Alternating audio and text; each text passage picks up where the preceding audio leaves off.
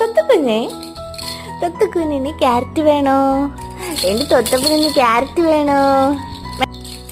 ചുട്ടപ്പനിന് carrot പാപ്പം തരാൻ പോണേല്ലോ.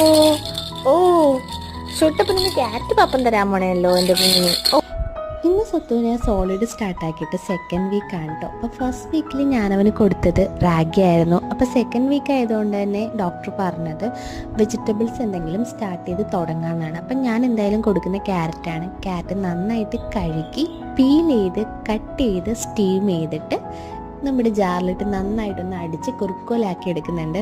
First ragi കൊടുത്ത ടൈമിലൊക്കെ എനിക്ക് പേടിയുണ്ടായിരുന്നു ഇവൻ കഴിക്കുമെന്ന്. കാരണം എല്ലാവരും എന്നോട് പറഞ്ഞു മധുരം ഇല്ലെങ്കിൽ കഴിക്കില്ല, മധുരം വേണം, അങ്ങനെ വേണം ഇങ്ങനെ വേണം എന്നൊക്കെ. പക്ഷേ ഞാൻ ഡോക്ടർ പറഞ്ഞതേ കേട്ടുള്ളൂ. ഡോക്ടർ പറഞ്ഞാൽ അത്യാവശ്യമാണെങ്കിൽ മാത്രം ശർക്കരയോ പനങ്കൽക്കണ്ടോ ഉരുക്കി ചേർക്കാമെന്ന്.